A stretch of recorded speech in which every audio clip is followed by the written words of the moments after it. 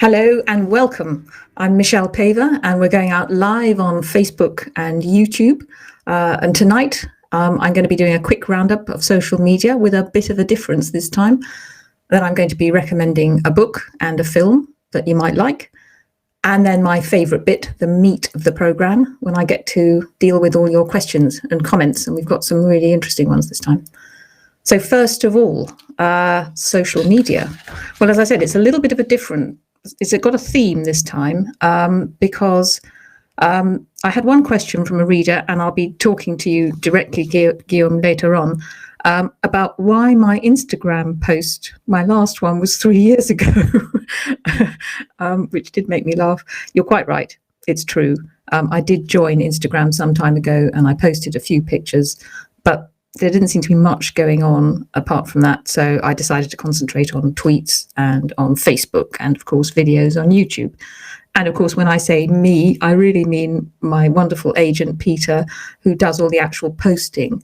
I feed him tweets and things like that, and then he does all the posting. But, yeah, Instagram has passed me by, but thanks to Guillaume, no longer. Because, my goodness, you are a talented lot. We've got here's a fabulous page of artwork all about Chronicles of Ancient Darkness. I think we can show some pictures here. I mean, that's Torek with Wolf when he's younger.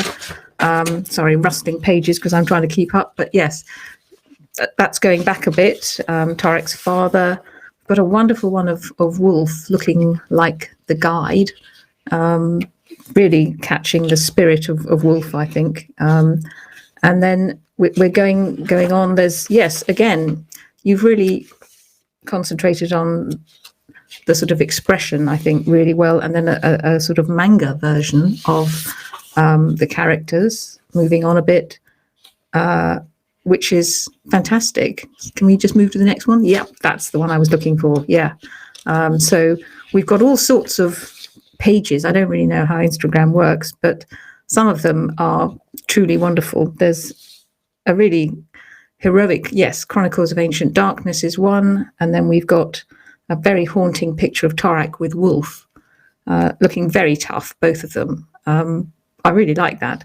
That's terrific. And then there's a very atmospheric depiction of Wolf and Darkfur, and some fabulous montages going on. Yeah, some of you have really, I mean, I don't want to sort of say too much about what these pictures are because they might be spoilers, but yeah, some of these are really gorgeous. As I said, you're very, very talented, a lot of you. There's also been an important discussion about, let's talk about a fan name and, what are fans of Chronicles of Ancient Darkness called? Well, when Wolf Brother came out, we had something called the clan, and you could be a member, and then people were clanners. We've moved on from then. Some people have suggested chroniclers or wolvies, or maybe pack brothers and sisters, or the pack. What do you think? You're the ones. You see if you can come up with some names. Maybe go to my website, michellepaver.com. Click on /ask, and then put in a comment.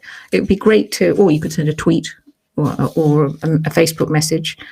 And since we are talking about Instagram, I'll just share some important hashtags with you.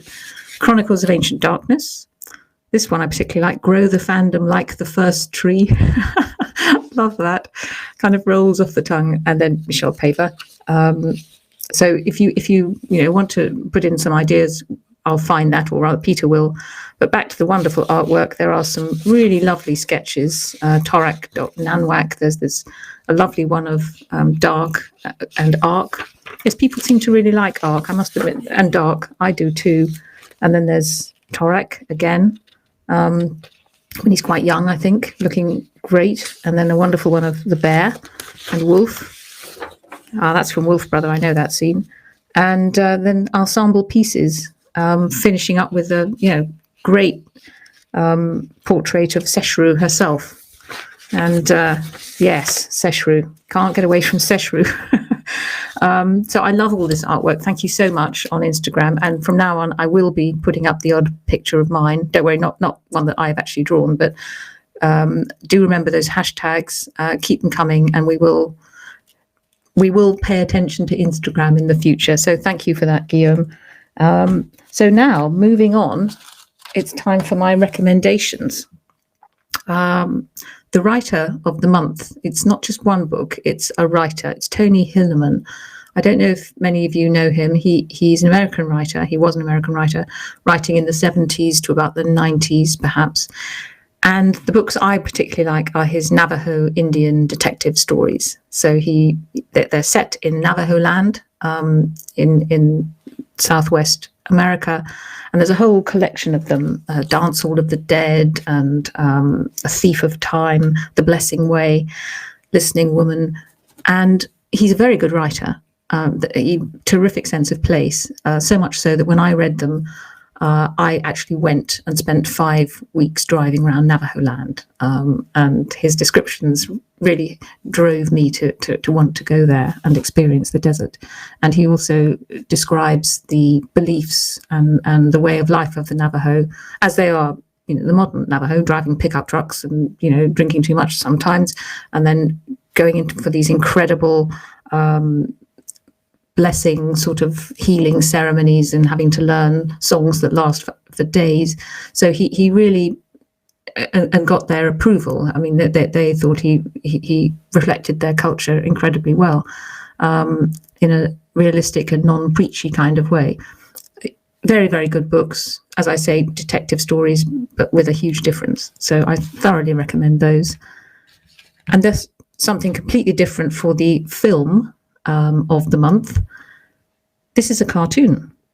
It's technically, I suppose, a grown-up cartoon. It's called The Red Turtle, and it's a Japanese co-production with Studio Ghibli. As you see, it won a prize at Cannes. It's a very simple story. It's a man on a desert island, and it's really about man's relationship with nature, but it's not at all preachy. It's just a beautiful, simple story, almost like a fable. And as you can see, it's very simply animated. There's actually no dialogue. Don't be put off. The sound is amazing. What you can't hear is just the sound of the sea and the island and the little crabs. It's fantastic. So you can completely follow the story. And it's very, very beautiful and very involving. Surprisingly involving. I went to see it on the big screen with my mother, who's in her 80s, and we were completely captivated. It's only an hour and 20 minutes long. And if you are struggling with exams or school or job or stuff, I recommend it. It's just a beautiful, it's a wonderful antidote to today's modern world. Nothing like the sort of frenetic cartoons where lots and lots is happening all the time and people are wisecracking. It's beautiful, and it might just cleanse the soul a bit. So I hope you enjoy it anyway, The Red Turtle. Now we get to the meat, as I said, of the programme, which is Ask Me Anything. And you have. I've got some really interesting questions. I should just say, some of you have written quite long ones, so I won't read out the whole text today, but I have read every single word because Peter sends me a printout of everything. So I have read every single word of them, but I won't, otherwise we'd be here for hours. So first of all, we're kicking off with one from Nikolai, who loves dark matter and thin air. He's particularly pleased with the somewhat subtle gay love story in Dark Matter. Didn't expect it. My absolute favourite literary depiction of attraction between men ever. Thank you so much for that, Nikolai. That means a lot. And he likes the fact that, it's in a very macho setting. You're quite right, but it just comes through as natural and just blends into the story, and it's unsentimental and avoids stereotypes and cliches. Was that something, here's the question, you deliberately were aiming to achieve, and was it a deliberate choice? No, it wasn't really deliberate. The way it happened, I didn't plan for there to be any sort of gay element in the story. But some way through the first draft, I realised, and I'm going to try to avoid a spoiler here for those who haven't read Dark Matter, that I needed there to be more emotional punch to the ending of the story, if I can put it like that, without telling you what happens.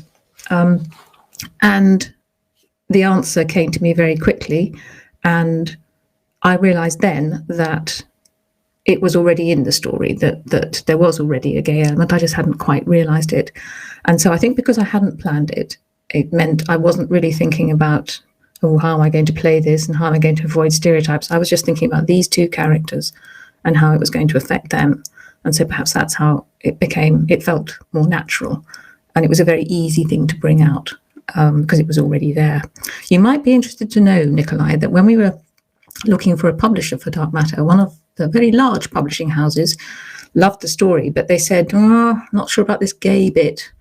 Can you downplay it, please? We don't want to sort of publicize it as a gay love, So needless to say, I didn't, and they did not end up publishing the book. It went to the lovely Orion, who sort of just said, "Yeah, we love the story. We'll publish it as is." So that's interesting, and a slightly disappointing, note that there are still publishers out there like that, people who have that sort of idea. But thank you for that. I'm really glad you made that comment, and it's particularly nice for me because I'm a straight woman. So I was just trying to get into a different kind of sensibility. Now here we have some on Gods and Warriors. We've got two. Actually, yes, Joel, he's 8 from Sweden, who loved Warrior Bronze, reading the last one in the series and just thanking me. So that's a lovely comment. Thank you, Joel. And then I think, Joel, it was 2 months apart. So I have finally answered you, Joel, and thank you so much for that comment. Now we have Cairo, who's really enjoyed the audiobook, devoured the whole series of Ian McKellen. Want to go on a similar audio journey for Gods and Warriors? Are there plans to have the rest of the Gods and Warriors series recorded? I'm afraid not. Puffin just decided after the first one not to do the others. So there we are. Sorry about that. But it is down to them, really. And then we've got one from Oscar, final one on Gods and Warriors. Will you ever return to write more about Hylas and Pyrrha, maybe about something happened a couple of years after the last book? Oscar, I'm afraid at the moment I haven't got any plans for that, but I'll bear it in mind. And now, all of the other questions are Chronicles of Ancient Darkness. Now, this one is from someone in Chile. So I think I pronounce your name Javi, 21-year-old biologist who's actually read it when you were 9 years old and still go back to it. And sometimes here in the city, I forget how real it is. This is talking about nature. And you were born on the same day as me, 7th of September. Yay. So you're a sign of the Virgo as well. And yes, you wanted me to recommend one of my books to you. Well, if you can get it, I think Dark Matter. You seem to like biology and nature and that sort of thing. And I've just checked on my shelves. I don't think it's published in Spanish, but your English seems amazing. So check out Dark Matter. It's set in the Arctic. You might enjoy that. Now we have one from Simon. This is a lovely comment, actually. You finished Chronicles, didn't disappoint. I'm glad of that. The only two problems are what to read next and will it ever get made into a film by Peter Jackson? I don't know if I agree with you, Simon. I don't think he's the only one I think he's a great director. I don't think he's the only one who could do justice to it. I'll come back to film a little bit later because I've got a clutch of questions about that. But thank you for that lovely comment. And here we've got one from Nana Vestergaard. I hope that might be Swedish. I'm not sure which country you're from, but you read it when you were a kid. And you're keen on getting the later books in the old cover. I think I know the ones you mean, if this is Sweden we're talking. But you've been combing the secondhand bookshops and you can't find them. So can I help? Well, I think the best thing to do is go on Amazon. I mean, you've probably thought of this already, but online is probably the only place you're going to find those. I'm a bit hampered because I don't know what country you're in, but that would be my advice, whether you're in Sweden or the UK, actually. Now we have one from Thomas Kellett. This is quite specific. How would I describe the world spirit's form? The woman, this is in winter, the world spirit is a woman with the red willow hair, and in summer with a man with the antlers of a stag. You're thinking of getting a tattoo. and you'd like to give a bit of description to the artist. Well, I did give this some thought, Thomas, but I can't give you any more description for that than that. And I think there's a reason. That the reason is that the world spirit is the world spirit. He exists in every single individual's mind, to them, in their imagination. So, Wren's idea of the world spirit will be different from Torak's, and it will be different from Finkedin's. And I would suggest, if you want to give some ideas to the artists, the tattoo artist, have a look at some Stone Age rock art. Google it, have a look at pictures of it. That might give you some ideas. I mean, I've always had the idea that the woman has, it's almost like branches or twigs.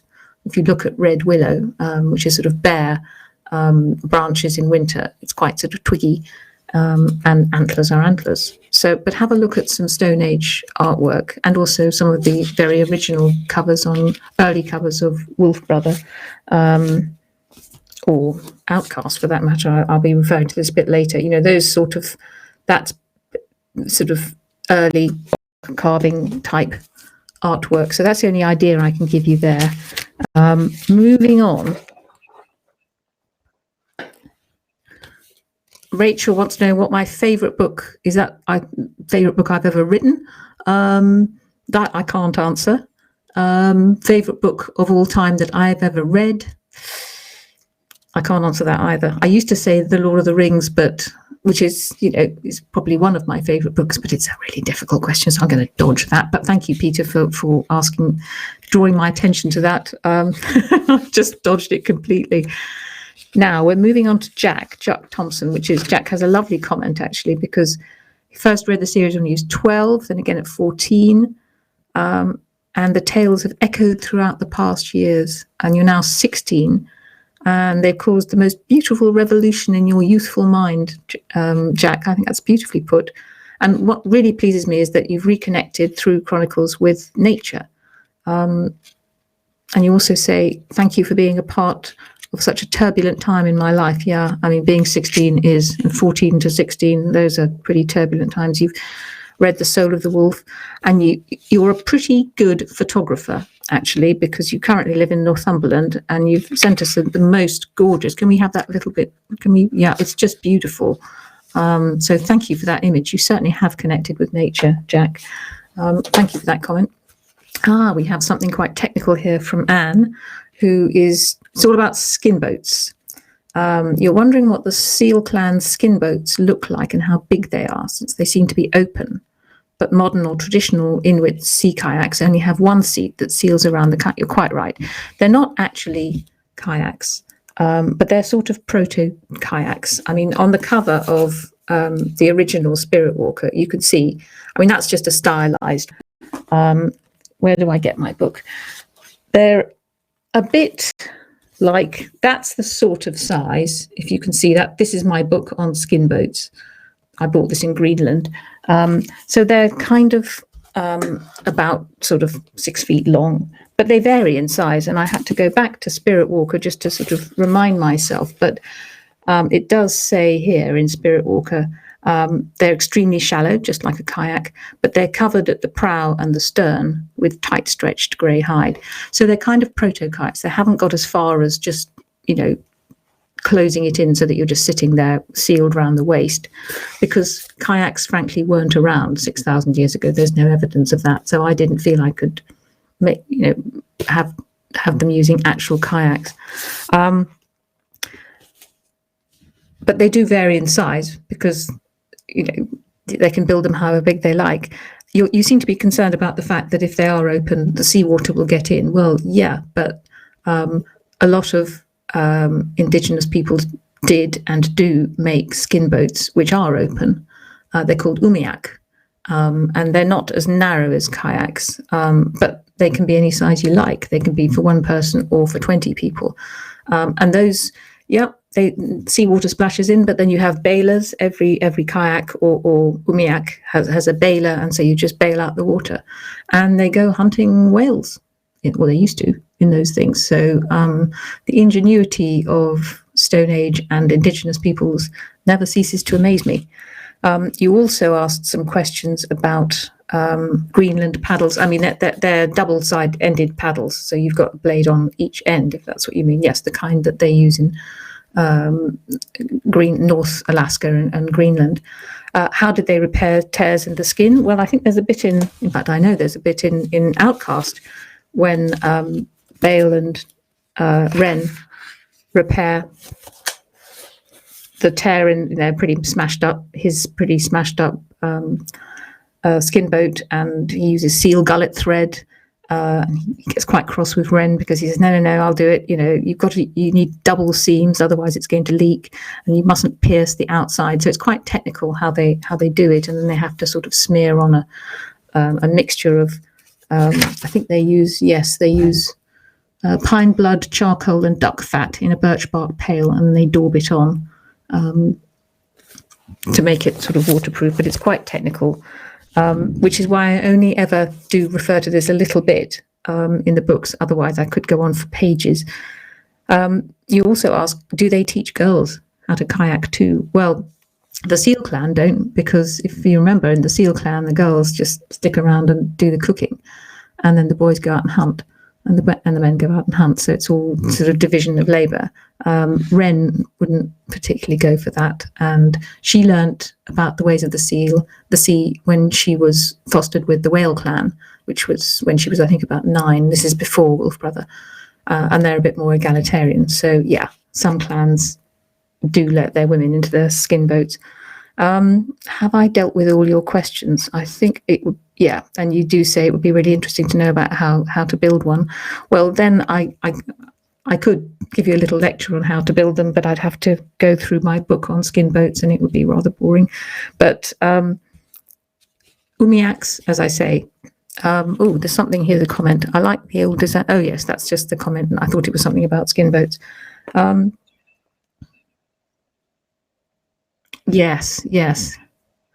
Yes, probably Amazon for the old cover books. I think so. So yeah, I hope that's given you. Oh yes, I thought I'd just mention something, because just on the variability of skin boats, because this is what Bale's skin boat was made of. This is well, one of them anyway. This is a ringed seal skin. Don't know if you can see that. Yes, if I cover that. There we are. That's a ringed seal skin from, I think it was in North Norway I bought this. So it's not very thick.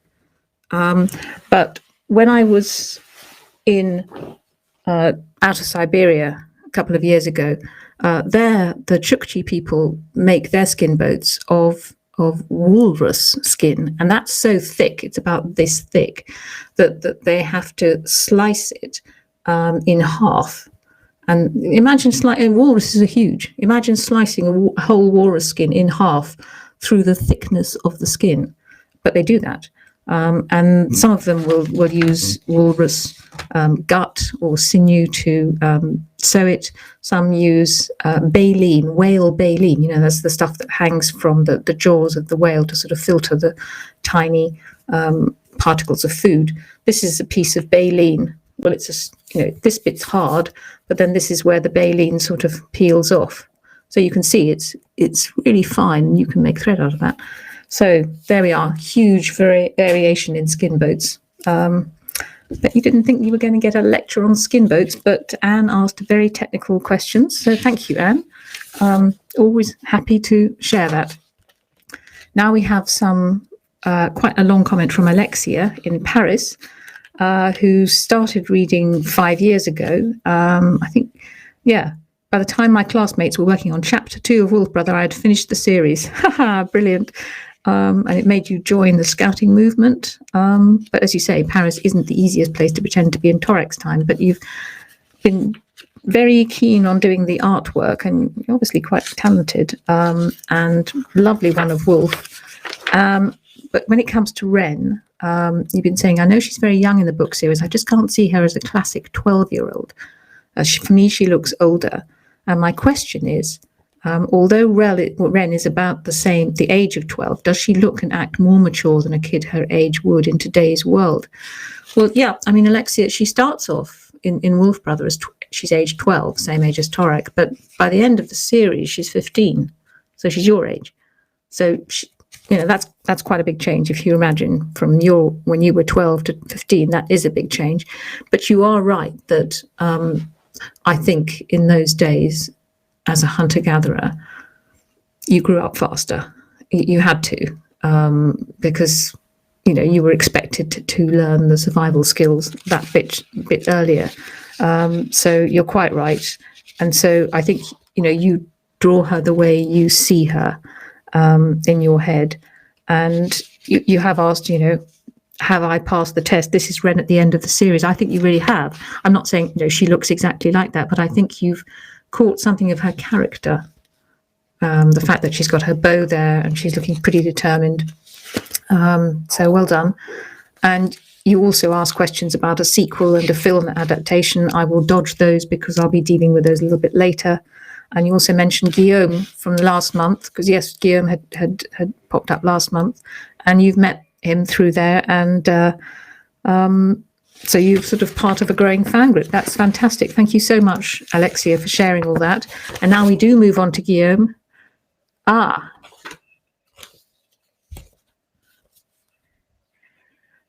Yeah, well, that's a really good one. I'd have to check. No, it did come at the beginning, because all of the backstory, the basics of the backstory, and I'm going to have to be very careful here because I don't want to include spoilers, but the backstory of the ancestry of Torak and that sort of thing, I had very much from the first. So absolutely. I had to know that, so that when Finkedin in Wolf Brother picks up Torak's medicine horn, this, and sort of looks at it and says, "This belonged to your mother," he says it in a particular way, and I knew what was going on in his head. So, good question. Thank you. Now, yeah, we're just moving on to Guillaume, because Guillaume is the one who, thanks to Guillaume, we've got all these Instagram accounts. He's single-handedly been getting, along with Alexia and others, been getting Instagram recognized by us. And this is one of the things that kicked it off. It would be nice if you could post a bit more on Instagram. Your last post was 3 years ago. Sorry if I sound rude. You didn't sound rude at all, Guillaume. It was utterly charming. It made me laugh. You probably know, I apart from being on the internet now, I won't be on the internet again for another week. I don't think. I come on every once in a week just to have a look. I don't even have a smartphone. This is my mobile phone, guys. This is a Nokia, little, it texts and calls, that's it. So I don't really do as much of it as you do, hence the Instagram thing, but we will be paying more attention to that in future. I'm happy to cross post, if I can say that. So thank you very much, Guillaume, for that. Oh, and this is another one just from Guillaume, grow the fandom like the first tree. So thank you. And now, completely different, we have something from, I hope I'm pronouncing the name right, Siddharth Kumar, who is an undergraduate at Lady Margaret Hall, where I did biochemistry for 4 years. And this is charming, lovely. I didn't expect this. You've read a lot. You've read Chronicles of Ancient Darkness, and you read them for the third time this summer, which is fantastic.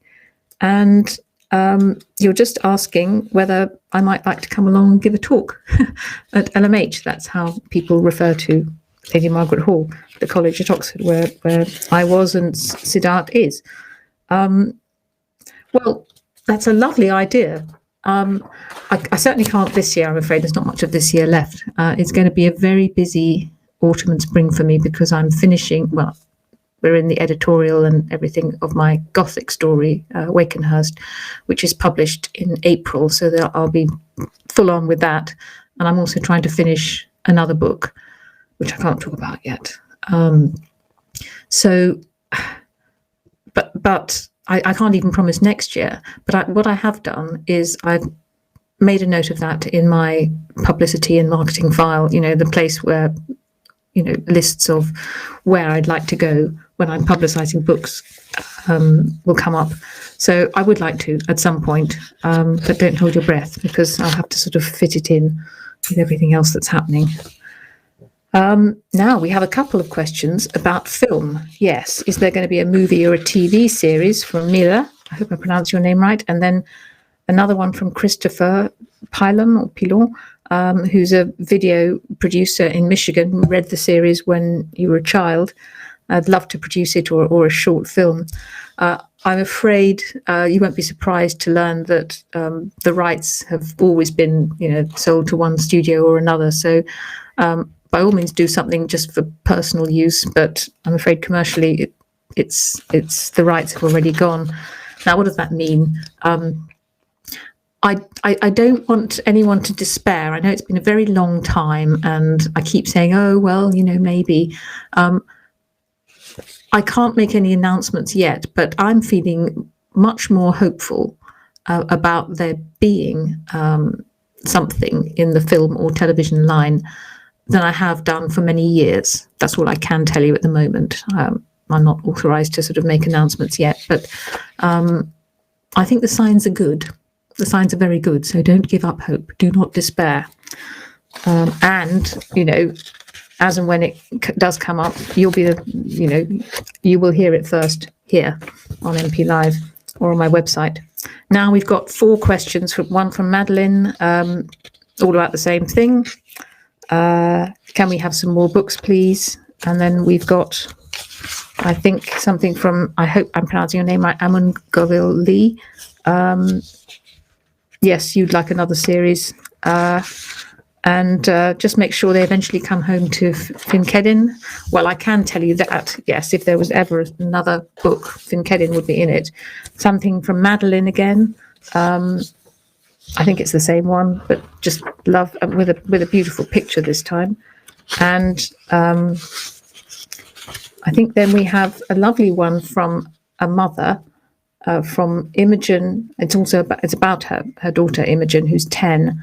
And she's bought every book and read it, and even her form teacher is borrowing the books. And there's a lovely letter from Imogen, which has been posted up, which is really sweet. Says impossible to put down. I totally agree. That is brilliant to hear, Imogen. Absolutely brilliant, because that's what I wanted when I wrote the book. And then finally, I think there's yes. Well, we'll wait. Can we just go back to Imogen, actually, because I just want to mention, talk about the sequel a little bit. When I finished Ghost Hunter, I always said I wasn't going to write a sequel because, that was the end of the story. And all I can say is that Torek and Ren and Wolf haven't gone away, really. All other characters in my books do go away, but they've stuck around. And so if I did get a really good story, I would be happy and keen to write a sequel, but it would need to be something that would really bring them back into my imagination in full swing. If I did, it wouldn't be a backstory, a prequel. It would be about Torek and Ren and Wolf and Finkedin and Dark and the characters that we all liked in Chronicles. I think that's all I can say for the moment. But the fact that so many of you, Alexia and all of you, keep calling for a sequel does really help. It does really keep me motivated. So thank you for that. I appreciate it enormously. Now we can move to Elsie, and this is the final question. It's an interesting one. My question is, started reading when I was 8. Where did you get the idea of a spirit walker from? Because it reminds me of shape-shifting, but is unique. Well, Elsie, that sent me straight back. I'm just reaching for it now, to my file on spirits and things from Wolf Brother. And all my notes are in green because that's green for the forest. And my notes on Torek spirit walking, which I wrote actually before I wrote Wolf Brother, they're pretty they haven't changed much. There's a little bit of amending depending on what happens in the books, but they haven't changed much. It doesn't give me any clue as to how I had the idea. I think what happened is it's based a little bit on what they call shamanism, which is when people in hunter-gatherer communities, a mage or a shaman, he goes into a trance and then he believes that his spirit leaves his body and perhaps goes into another animal and flies off to the spirit world. But it's not really, in shamanism, it's not really about experiencing what the animal experiences, which is what happens to Torak in spirit walking. So I think I made that bit up.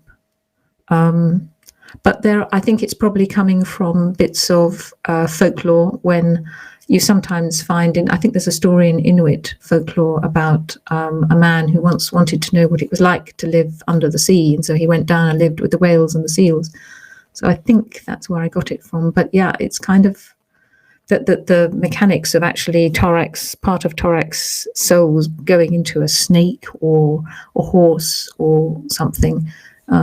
I think I made that up. I had a lot of fun doing that, so I hope you enjoyed it. And it's one of the things that would attract me to going back to writing the sequel, because there's much more about spirit walking and its ramifications, and about what's happened to Torak as well, that one could really develop. So thank you. You've all asked such great questions, and we've come to the end of the questions. Before I go, I just wanted to say something about the UK Wolf Conservation Trust, the Wolf Trust, where I did my research, because in the end of August it closed its doors to the public. It's been going for 30 odd years and done a marvellous job of spreading the word about wolves and helping wolf conservation. And I went up there on the last day and said goodbye to the wolves. I mean, I hope, be allowed to go and see them again, but it's different. They will have a nice peaceful time now, because some of them don't enjoy being looked at by lots of people. But I think, Peter, you've got some pictures of the wolves that, yes, this is taking me back. That's Torak when he was a cub. Wasn't that just the cutest thing you've ever seen? Yeah, I've got that picture on my desk. Oh yes, that was when I was about to. Yes. They are very, very beautiful, aren't they? Your words, like church, save me from hell. That was Dakota, I think. She was a lovely wolf. I don't want to look too closely. Yes. Oh dear, that's getting me quite. How do I say goodbye? How do I say I love you? Yeah. How do I hold you tight when this is the last I get to? And that's the lovely Ian McCallum. So I don't know how. That was a good day. A very hot day as well. But they were very respectful of Ian. They were lovely, actually. That's the inspiration for Dark Fur. Yes, so, well, there you go. So anyway, I hope the wolves have an honourable and happy retirement. That's all I've got time for. Thank you so much for all your great questions and comments. Do keep them coming. As I said, I will read every single one. As you know, those of you who've seen these things before, I don't respond directly to posts because I'm too busy writing, but the best way to get in touch is click on michellepaver.com/ask, and I will answer your comments in the next program. And you could also keep up to date with me on Twitter, or that's Twitter is at Michelle Paver, and here on Facebook. So anyway, that's all. Just remains for me to say goodbye until next time, and happy reading.